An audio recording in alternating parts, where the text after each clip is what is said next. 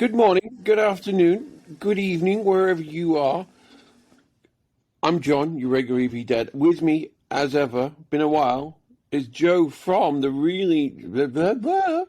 newly rebranded EV Motoring. How are you, Joe? I'm doing pretty good. You know, people that are listening may think this is the first podcast we've done in a long time, but in fact, we did a podcast last week, and it was so much fun that it never got uploaded, so we get to do it again. More than that, my friend, it didn't get uploaded because your laptop didn't allow a certain Chrome extension to run, and so we could see you, but we had absolutely no audio when I went through the compilation. So if that happens again, this test didn't work. Well, and so let me first of all, if you're watching this podcast, I am sorry. I just want to say I am sorry. Joe looks great. I mean, doesn't he? He looks refreshed. He looks fine. I've been to Europe for a quick trip to speak at a conference, and it's kind of funny. I look like my dad right now. This is even the half-closed eye. While I was away, we bought a new just before I went away, we bought a new refrigerator. I came back to the kitchen's been demoed. So that's why this background is where I'm going to be sitting when I'm not in the office for the next couple of days, because it is literally the only... I lost my office. We have friends staying who are helping out with things. So welcome to the new hell. Listen to the audio this week would be my advice. Joe, let's... we talked about a few things last week which we didn't share with the world.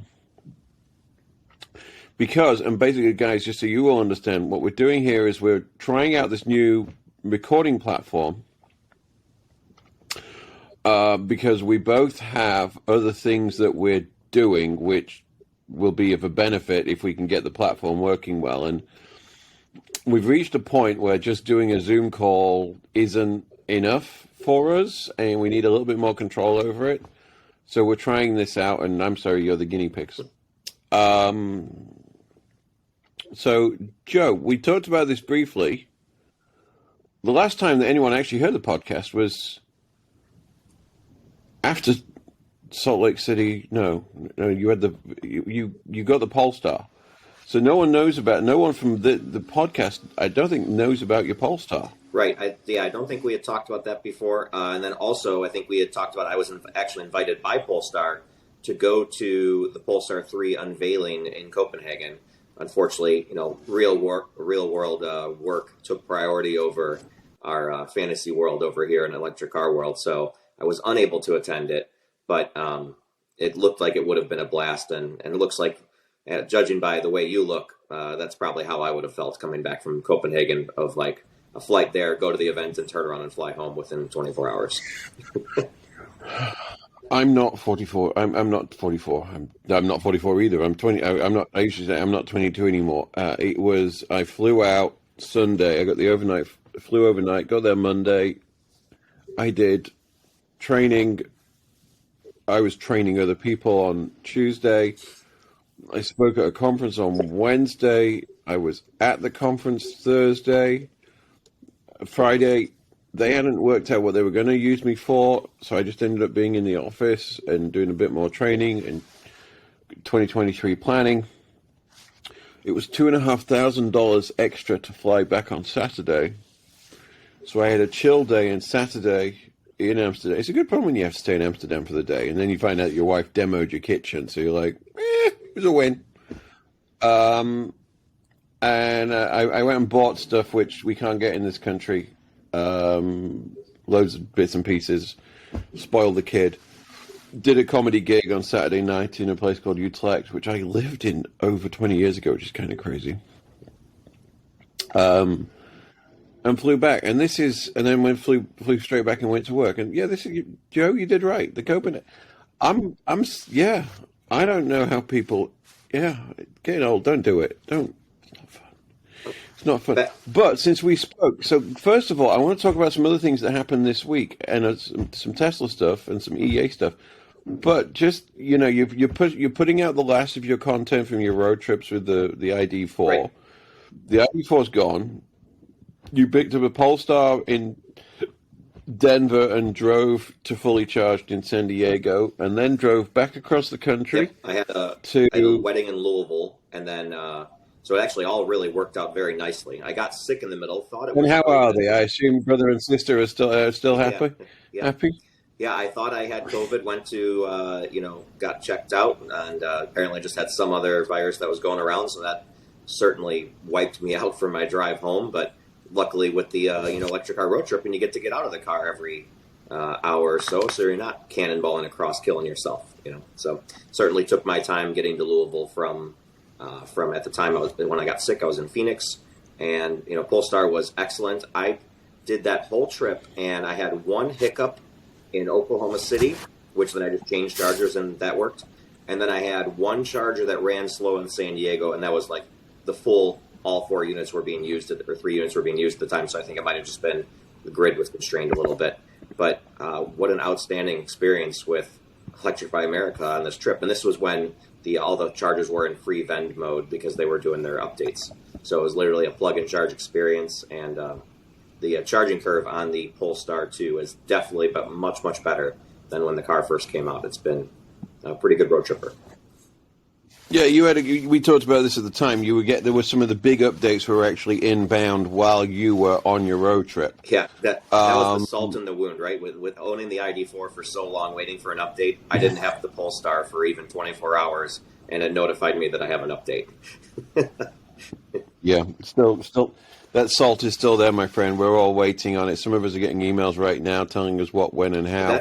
We still don't have a charging curve. It's crazy. That's why I pushed myself to get these ID4 videos out, because they're on the old charging curve, and I didn't want to be posting videos after the update whenever it does come, and then people will be confused by the different charging curves, etc. So I want to get these videos out while they're still on 2.1 or whatever it is. Absolutely, I respect that.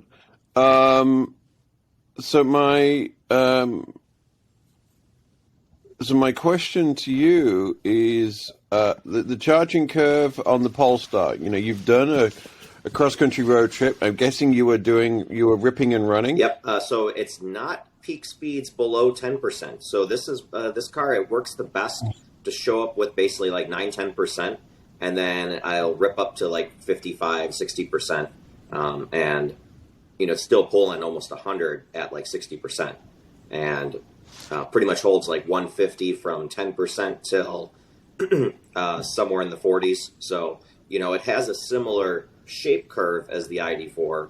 However, it's just consistently about 25 kilowatt higher at every point of that curve. Interesting. We're talking about some kind of get together, me and Joe, and comparison between the two, but both of our calendars are a little bit in flux right now. But hopefully we get to do something at some point. So my sorry, I was trying to find my notes from the last time we did. Just so you know, the way we do this is we have a conversation beforehand, and I write the list of things we're going to talk about. And then if you ever notice I lead the conversation, it's because I'm the one that's looking at it, but I can't find the notes from One last thing I'll time. jump in real quick about the Polestar is, since I bought this car 2 days before that infrastructure bill or Inflation Reduction Act was signed, I was able to still get lock in my tax credit. One interesting thing is there was if you went to the Polestar website back then, there was no cars in inventory, except I think I found one in like Palm Beach or something, and it was a fully loaded Performance. So I had to get lucky and find somebody's canceled order that hadn't even made its way online. Now, because the credit is gone, look at any Polestar location, they are flooded with cars in inventory that can be taken today. So it's definitely shows that when the $7,500 price change occurred, effectively, it's definitely hurt the brand. Yeah, it's an interesting thing. Now, the one thing I got to ask you, and I know you're putting up the video, you're editing your video for these long road trips, but the trim. I knew the word was there somewhere. the trim you went with doesn't have auto steer. Doesn't have what? You're missing something. You actually had to drive the car. Yeah, I did not opt for the. Well, first of all, I was just taking what I could get my hands on. I wanted a dual motor. That was a must. I had luck finding Pilot and Plus cars that were single motor, but I wanted the dual motor. And so yeah, this does not have the Pilot, so it has a little bit different headlights. Although I think they function the same because we can't use laser lights in the U.S. currently anyway. It doesn't have adaptive cruise, which is kind of surprising for cars. That was what I was looking for. So it still has the auto brake on forward and rear. So like if I'm backing out on someone, like the cross traffic is there, but no blind spot warning, which is surprising too on a car to not have that at the price point too. And then it doesn't have the Plus package, so it has more of a bass, like 8-speaker system. It still has a sub. Still, I think it's a great speaker system, just as unbranded. I'm trying to think what else is with that. My seats are technically more like a cloth. If you get the premium package, it's more like almost a wetsuit material, kind of different. But so I wanted to kind of see with more of the base model, what are you getting for this price point? Because I think at the base price, it's really at that Ioniq 5 pricing or Mach E. So kind of really compares well. Once you start adding options to the Polestar, it starts getting quite expensive. And in my opinion, if you want a fully loaded Polestar, I would just suggest get the Volvo. But the Volvo doesn't really come in a stripped out base model that kind of doesn't hit the lower price point like the Polestar does. And you're talking the C40 and the XC40, yep. Something else. Yeah, both of those. XC40. Yeah, the 40s, because there's two electric 40s.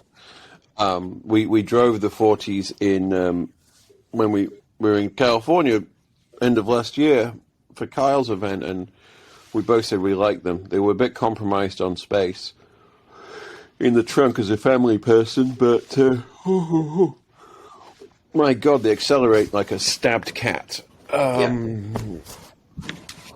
That's one thing where the as far as the luxury SUVs go, the Q4 e-tron really suffers in performance because it just has the ID4 motors. So I think the Macan's going to kind of solve that when they come around to that. That'll be the more performance, out of the Volkswagen brand. But other than that, I think the C40, it's amazing. I think we talked about it back in the video. Then you can take it on a long road trip. You can take it to the grocery store, and you can take it on canyon carving, and it does all three of those incredibly well. I'm actually just having to log into my car. My pet sitter borrowed it, and I see that she's having issues right now. So I'm just resolving that for her. It's been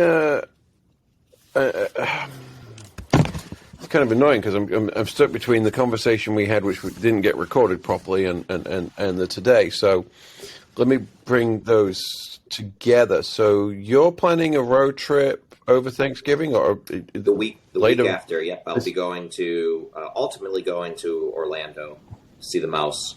But I'm going to Charlotte on both sides of the trip.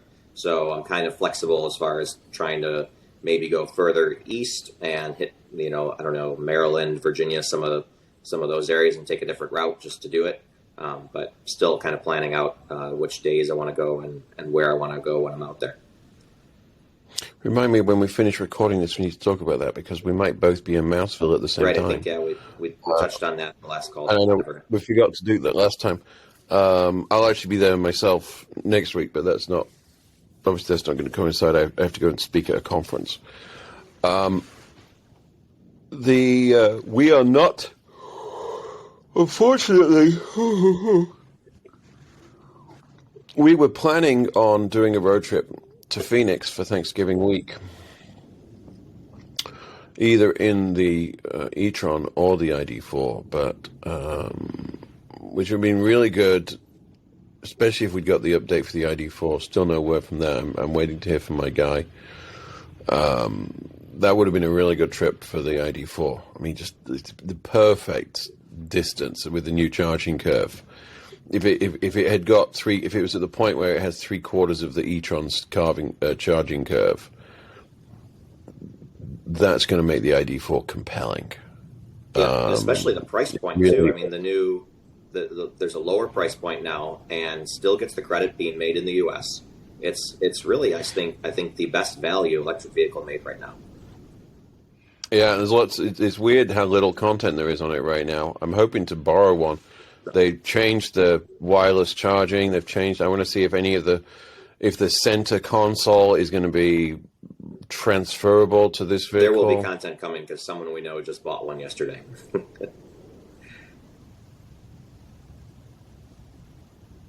Kyle.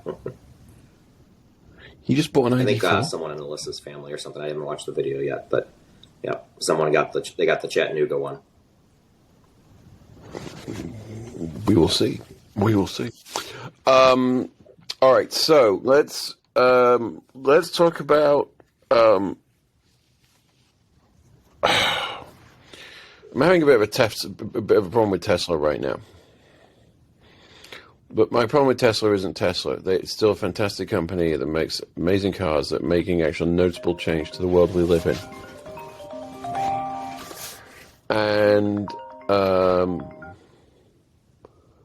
And sorry, I'm just declining a call.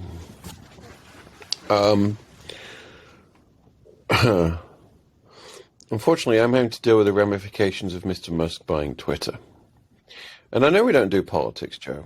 Plus, you and I actually disagree on some things politically, which is always interesting. But he's proving to be a distraction. In part, partly why I look so tired and why I have a migraine is because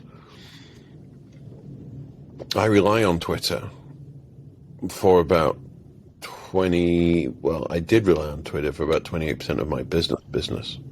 The thing that pays the bills, the things that pays for the cars. And, yeah.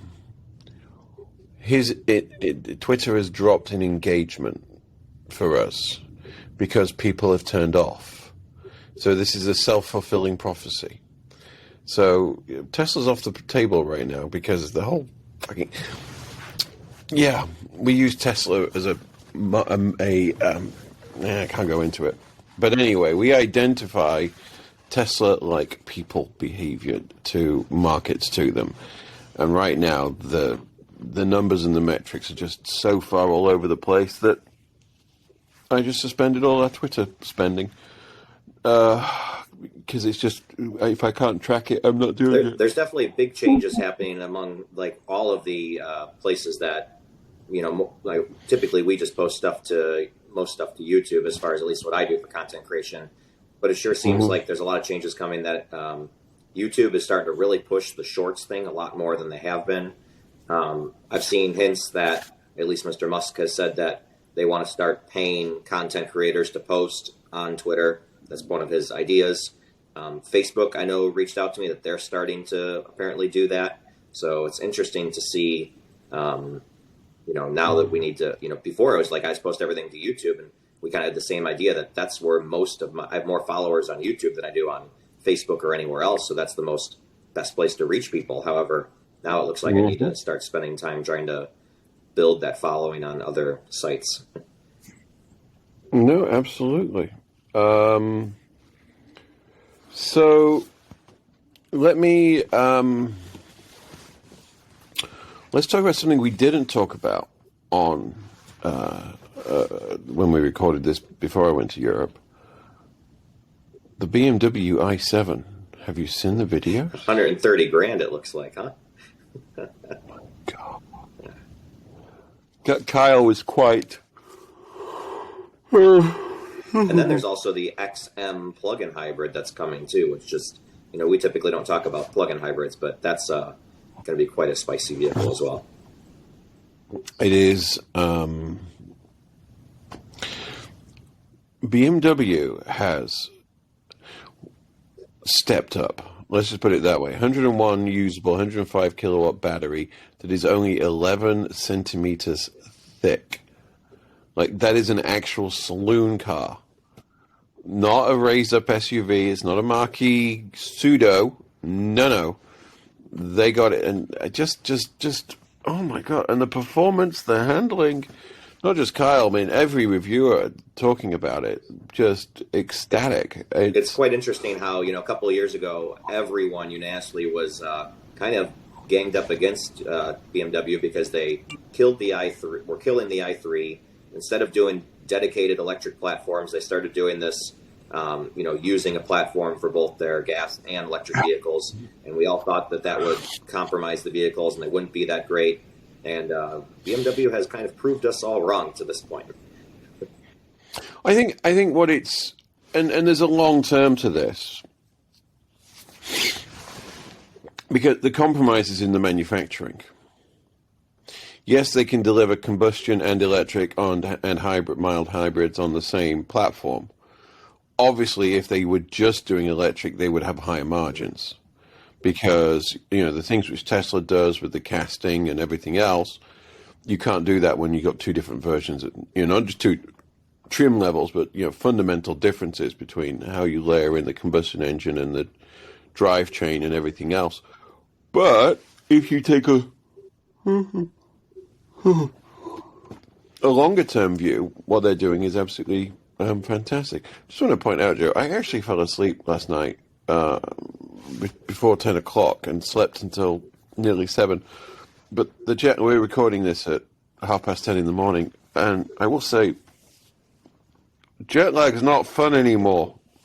Can't believe I used to just bounce around continents and swear to God, I don't like this app either, Joe. It's showing up grey hair that didn't used to exist, but anyway. It's interesting to see what they're doing.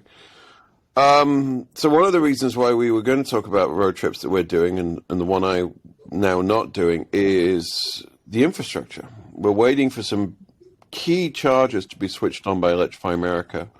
Rivian have started opening up chargers as well on some major routes here in California. So I think you mentioned when you were going to go to Phoenix that just the extra little bit of range that the ID4 gets substantially reduces the amount of charges you need because you can skip a couple chargers in between with your route, right? Mm-hmm. So you mentioned the Rivian chargers. Are those actually open to the public or they're exclusive to Rivian? Exclusive to Rivian right now. So we'll see how that works out, how that goes. So we're going to do a longer podcast when things are a little bit more normal. Is there anything you care about right now, my friend? Is there any? I mean, we've got the Volvo announcement coming up in the next few days, the new EX90. Right, definitely excited to see that. That's going to be built here in America, right next to the Polestar 3. So it'll be definitely pretty high expectations for that vehicle. The way that Volvo's been slowly trickling out some of the features it's going to have through YouTube videos. So we will be recording it again soon. We're going to see if this recording worked, and if it did, then you'll see it. I know, interesting stuff, right?